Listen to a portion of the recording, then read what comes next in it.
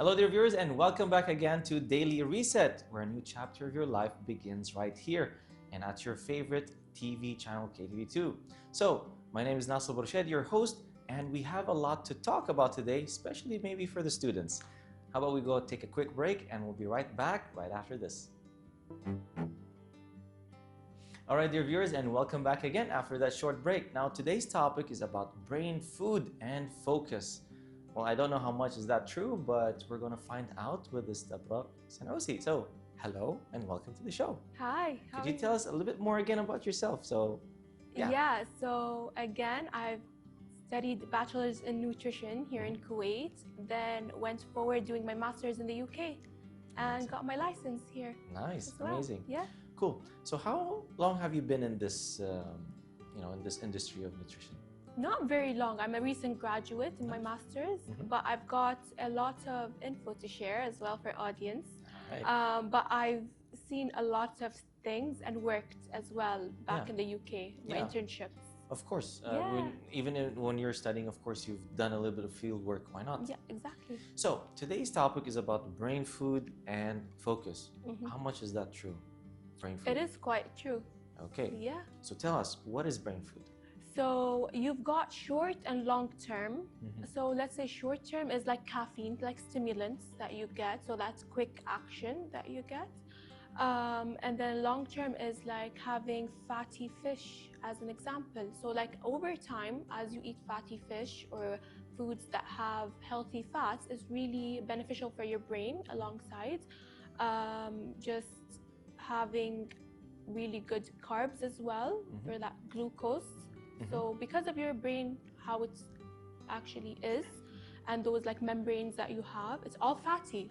So when you eat those fatty fish over time and kind of have that healthy fish, let's say, that's like salmon, it really helps your brain. So what is the secret about the fat in fish basically? Is it omega-3 or is it the something omega-3s? Okay. Exactly. So omega-3s are made of something called DHA and APA. So one is there for that anti-inflammatory thing that helps your brain, and then you've got the EPA, which kind of is for your membrane. So like the membrane is basically the outer layer of your brain, kind of gives that fluidity in your eyes. So so it really is important. It actually extends other than the brain to the fluidity. Yeah. All right. So how much also is it true about eating the right brain food that helps you to focus?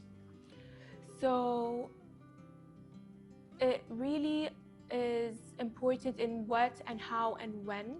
So like I said, with caffeine, it's really good, give you that quick alertness and that focus that you need. But then if you overdo it, jitters, anxiety, and makes it really bad for you to kind of go throughout your day. Those are for like the fast, let's say, the short-term thing. Okay. So for your long-term, I would say it's really good because all of those come back to memory. And because when your brain is really good, you're nourishing it really well, and then kind of having that right nutrients really helps you cognitively with your memory, your focus, and kind of gives you what you need, the energy that you need, that boost that you need during the day. Okay. Can we say that there are bad foods that actually does the opposite, which makes you not concentrate?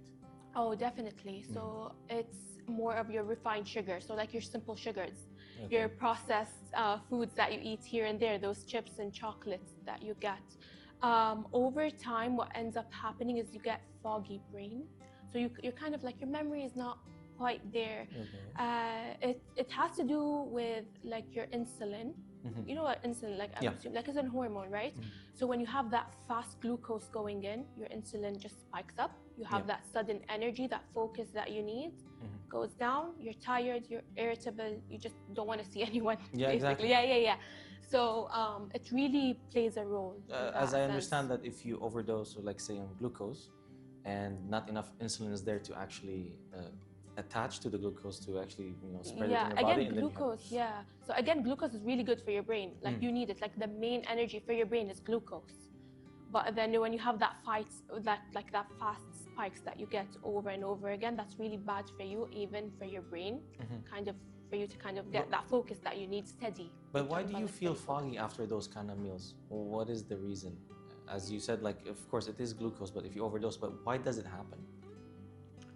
It's not technically glucose, it's like what you're overdosing with. So like if we're talking about simple sugars, and then when you're talking about complex carbs. So complex carbs is the ones that have your fiber that takes like that steady kind of digestion. So that gives you that steady glucose that your brain needs. So it gives you that what you need during the day. Whereas that fast carbs that you get, like sugar, like from honey or chocolates or whatever, kind of gives, so like it's still glucose, really good, but like the way your body digests it, again, it's sugar. So it gives you that. Sugar, that's what you're trying to say. Yeah. Okay. So it gives you like that high, then that low. Okay. Which you're kind of, which is the crash that you get suddenly. The crash that you get afterwards. Oh, okay. So in some way it is good, as you said, like for example, honey, because it does have a lot of benefits, but when we're talking only about the sugar that's in the honey, that's the problem. It gives you the high and then the low. And it depends what you're pairing it with. Meaning? So when you pair simple sugars with fat and protein, and because fat and protein takes a lot of time for you to digest, it's going to release slowly.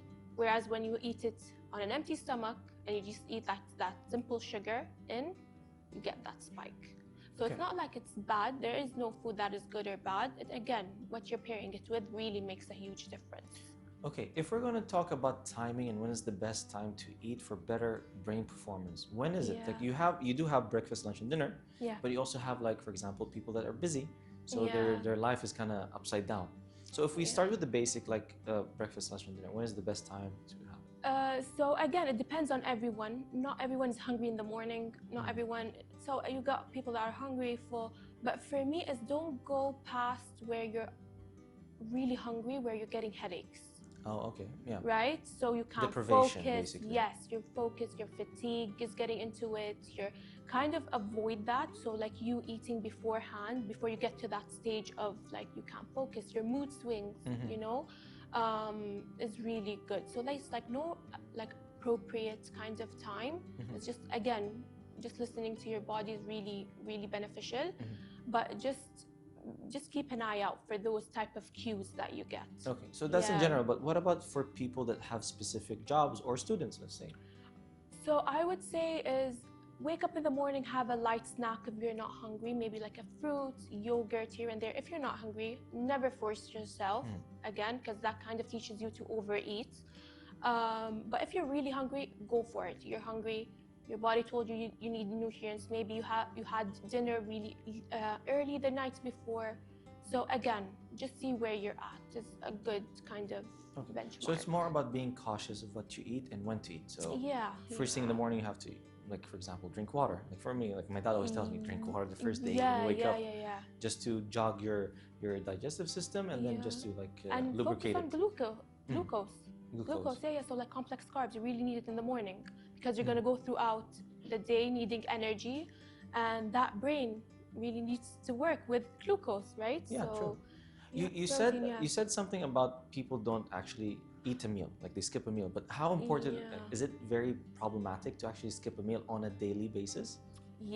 So your body just goes on a fight or flight mode all the time, and it's really bad in the sense of you're teaching your body to restrict as well. And then going through those mood swings that we've talking about, and kind of that focus, you're not gonna get that. And you just teaching your body just to restrict all the time really is gonna backfire later on, and your relationship with food is gonna get even worse. So that focus also is really gonna go down. It's gonna hinder it. And it doesn't matter whether it's breakfast, lunch, or dinner, as long as if you skip one meal on a daily basis, then you have a very long hour between meals, and then that's when you have the flight trip. You go through like the starvation kind of mode. So like little snacks is really gonna help you kind of have that steady, even for your energy, for your brain, kind of have that steady roll of energy throughout the day. All right. How about we take a break and we'll be back for more. All right, dear viewers, we're gonna take a short break and we'll be right back for more, so don't go away. So see you soon. And we're back, dear viewers, after that short break, and we have more to talk about brain food and focus. All right, so a question that I have in my mind was, what is the difference between caffeine and energy drinks? So caffeine is found in energy drinks, but most energy drinks have either amino acids or other kind of chemicals that boost the caffeine effect on someone. Okay. Again, there are a lot of additives and stuff, but mostly those are energy drinks that you see around the market, right? But when you talk about like plain caffeine is just a stimulant, and that gives you that alertness that you need and that focus that you need. So let's say that's the basic type of alertness. Yeah, exactly. Okay. So like this is a type of caffeine. This is just like the actual chemical form of it. Okay. Yeah. So on energy drinks, they do have other additives, like also plus sugar, which Yeah. all boosts. Like, so you get like power from everywhere, basically. Yeah. From a little bit of caffeine, a little bit of taurine, a little bit of sugar, a little bit of additives and amino acids. Exactly, yeah. So, but what is the main thing that actually sets it aside that it's actually dangerous? So depending on the company, again, some people just can't handle it. Some people just overuse it, abuse it. Because with energy drinks, like you mentioned, tyrosine and other chemicals kind of boosts performance. And when you're drinking it, you're just sitting still, doing nothing. Your heart is just going and racing, and you're just sitting. And because their energy drinks are formed for performance, for that high heart rate, and you're not doing anything, that way it kind of you see that bad stereotypical kind of thing. But yet right now they say that don't have energy drink before doing your exercise, because it will just like pump it even more. Actually, caffeine needs 30 to 45 minutes to actually work. So when you do drink caffeine, it's a placebo effect. So when someone drinks coffee in the morning and then you're there suddenly all energized, that's not it. Okay. It's a placebo effect. Okay. Yeah. Okay. So going back to food, so what actually food that we need to concentrate on to feed our brains better? You would probably go back to healthy fats. Again, those complex carbs, having those protein. Again, amino acid like tryptophan. Okay, so it's a precursor to tyrosine. So it's a precursor of serotonin that gives you that happy kind of, and like ready to focus and all of that. And dopamine. So having healthy fats, a bit of carbs, the glucose energy that you need, right? So matching all of that together in your plate is really important. Okay, now talking about plate, what about having a big meal? After having a big meal, usually you feel sleepy and your brain just wants to shut down. Yeah, so that comes in where, depending when your last meal was and how tired you were, and then you kind of eat. Again, we speak about the spike that you get, the sudden spike. And then another thing is if your food is filled with a lot of fat. Okay, so it takes a lot of energy for your body to digest. Another thing is, which I think nobody or not a lot of people know, is when you eat, a lot of the blood goes to your digestive system. So you get lightheaded as well. Yeah, you feel sleepy. So that's also another thing. So blood concentrates on your digestive system to actually break down whatever it needs to break down from nutritions and all of that. Okay. Okay, how about in the world of food in general? Like if we have to nitpick between fruits and carbs and vegetables, what are the best foods that we should concentrate on to feed our brain? So there's nothing really actually to focus on. Maybe like having the right meals. Vitamins is really important as well. Minerals like magnesium and vitamin D and iron. Again, it's all about having the right food and having the right, if you drink like caffeine, those stimulants, and please like use the caffeine strategically, like not overdosing and having that negative feedback where you suddenly are irritable and foggy. But having that balance is really, really, really important. Really so caffeine crucial. Actually helps in pumping your heart too, right? Yeah. Does it do that? So once you pump your heart, it pumps blood, and then it pumps the nutrition all of your body. Is that the right way of thinking of it? It doesn't. No. It's so basically the caffeine is more of what, like again, pumping your heart, giving you energy. That gives you that adrenaline that you need. Doesn't necessarily have to do anything with food. It just gives you the energy that you need, that spike that you need. But again, with people, sometimes they have caffeine sensitivity, which is like it overload and kind of they can't breathe. Yeah, because their heart is beating so fast, they can't handle the caffeine. Which is a negative effect. Okay, Actually, yeah. feel sleepy after it. Yeah, right? So you kind of have to watch out for that. Okay. So another question would be like, as you said, like fatty food is healthy for the brain to keep it in that perfect condition to think. What about water? Oh, it's really important. Water is really overlooked. Again, with dehydration, is really kind of a thing where you might get headaches as well, mood swings, which people don't realize it's from hydration, as well as it might send signals to your brain that you're hungry, which you're actually not. You're really dehydrated. Okay. You get headaches, fatigue as well. So the feeling of dehydration is as craving? You would suddenly see, if you're really, really dehydrated, it might send you a signal that you crave sugar. Okay. So, but you're actually dehydrated, right? So these kind of signals kind of mixed up, okay? Oh, okay. Yeah. So other than the dryness of the mouth and all of that, when over time, if you're really used to having dry mouth and that, like your body's trying to compensate. So it's trying to send you other signals. You know what? You're ignoring this.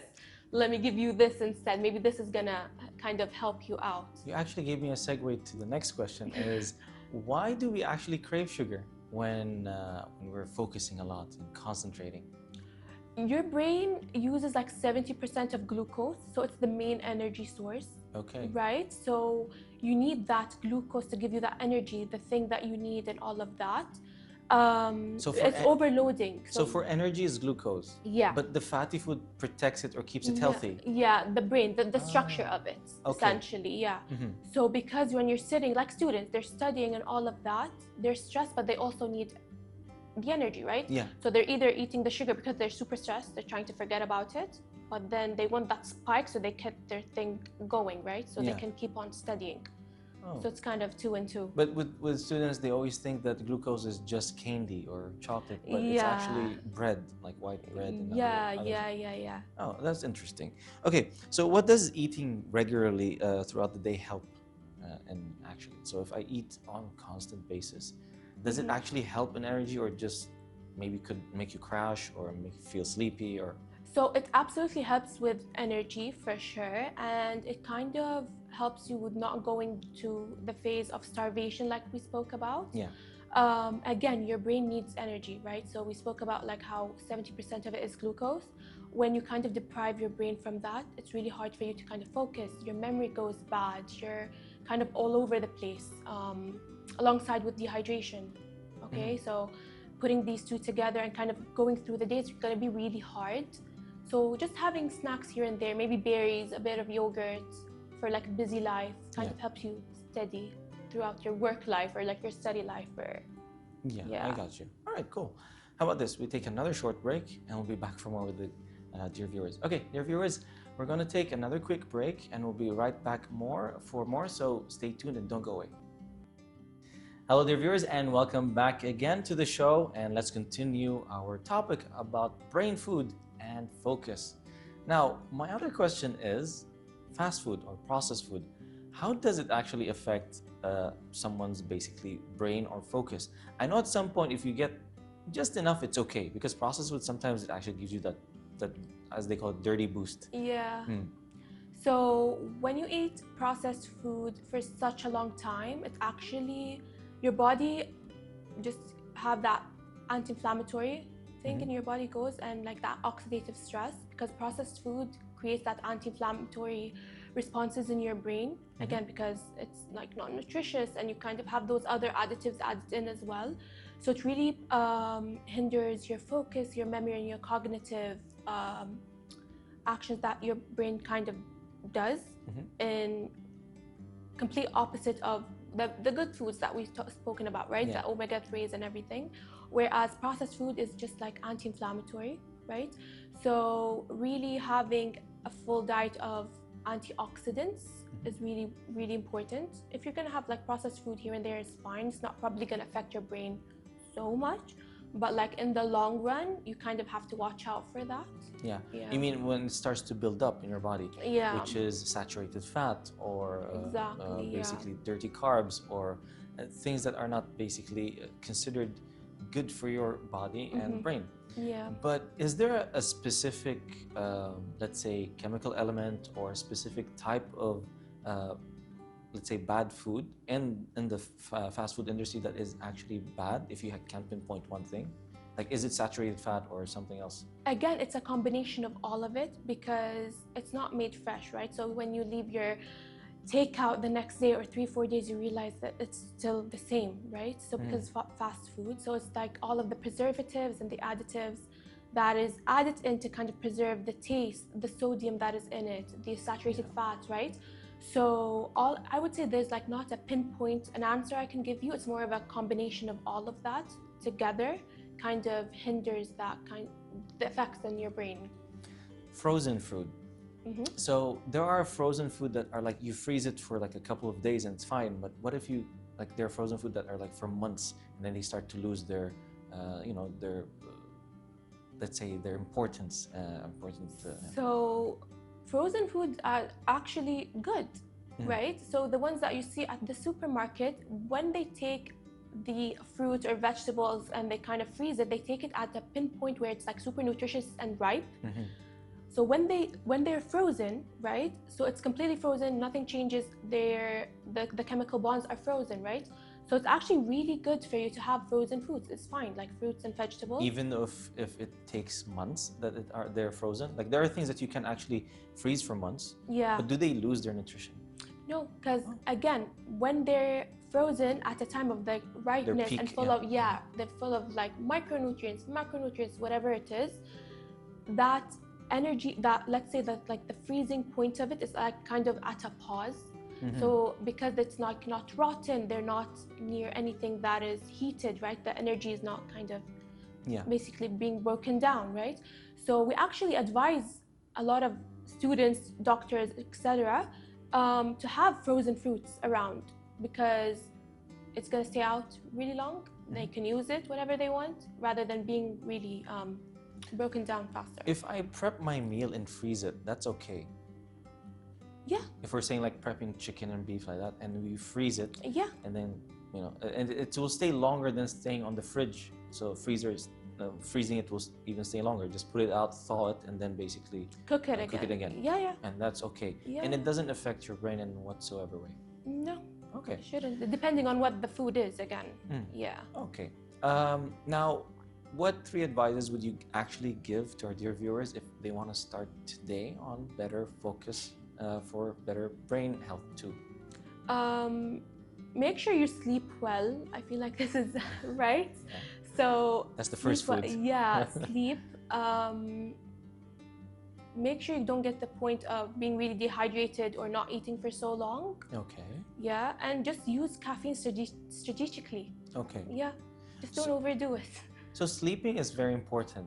People actually don't know this, but it actually, the moment that you don't sleep if you have sleep deprivation, it actually jumbles up your whole system, from immune systems to focusing to even your eye retina, your skin health, hair even. You start having, your hair starts to fall. Even the amount of iron that's in your body starts to just like deteriorate slowly.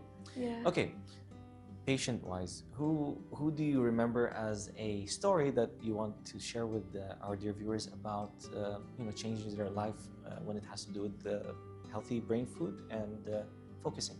So it's not quite a patient. It was also one of my classmates, I remember. Okay. So she was studying for an exam, right? So she wasn't sleeping at all. I would say probably give or take 3-4 hours a night because she had a huge exam coming up, right? So she kept on craving sugar so bad, okay? And keep in mind, I did not know that. I thought it was just like her thing. She's gonna get her energy. I'm not gonna bother her. It's really a stressful time. It turns out because she wasn't sleeping, and which a lot of people don't know about, is if you have lack of sleep, you crave carbs. Oh, okay. Which is also sugar. Yeah, sugar, right? So her cravings are like off the roof. She kept on drinking caffeine just to get by. So it's like sleep is really important, which people don't realize. So she didn't sleep, she got caffeine, she got She the got jitters. sugar, Oh, she got the okay. jitters, she got everything. And I did not know it was a sleep problem, right? Because I Yeah. was telling her, like, eat this, eat that. As soon as I found out Yeah, that you she would see her wasn't the next sleeping. day, so you didn't know Yeah, she was yeah, sleeping. yeah. As soon as I kind of asked her, like, how was your sleep? How's everything?